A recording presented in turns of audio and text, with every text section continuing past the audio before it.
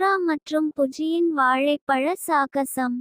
ஒரு அழகான காலை நேரத்தில் தோரா மற்றும் அவளுடைய நண்பன் புஜி, சிறிய குரங்கு, காட்டில் விளையாடிக் கொண்டிருந்தார்கள். அப்போது புஜி சொன்னான், தோரா, எனக்கு மிகவும் பசிக்கிறது. எனக்கு வாழைப்பழம் வேண்டும்.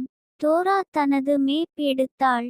நாம் முதலில் ஆற்றை கடக்க வேண்டும், காடை கடந்து மலை ஏறினால் தான் வாழைப்பழ மரம் வரும் என்றாள். முதலில் அவர்கள் ஒரு ஆற்றை அடைந்தார்கள். பாலம் உடைந்திருந்தது. தோரா சொன்னாள், நாம் கவனமாக குதித்து கடக்கலாம். அவர்கள் பாதுகாப்பாக கடந்து விட்டார்கள். பிறகு ஒரு நரி அவர்களை தடுக்க முயன்றது.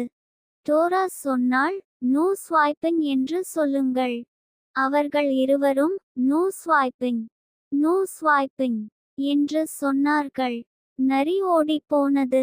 அடுத்து நம்ப எங்க போறோம்? காட்டுக்கு. காடு நிறையா பாம்புகள். Buji, biscuits, biscuits, biscuits. இதுக்கு பிஸ்கட் கொடுத்தா போயிடும் புஜி. 1 2 3 4 5. அடுத்து நம்ப போற இடம் வாழைமரம்.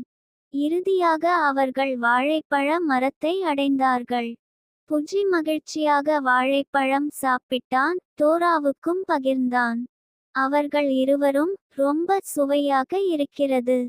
சாகசம் அருமை என்று சொன்னார்கள். நண்பர்களுக்கு உதவியும் தைரியமும் இருந்தால் ஒவ்வொரு சாகசமும் சிறப்பாக இருக்கும். சப்ஸ்கிரைப் பண்ணுங்க, லைக் பண்ணுங்க, ஷேர் பண்ணுங்க.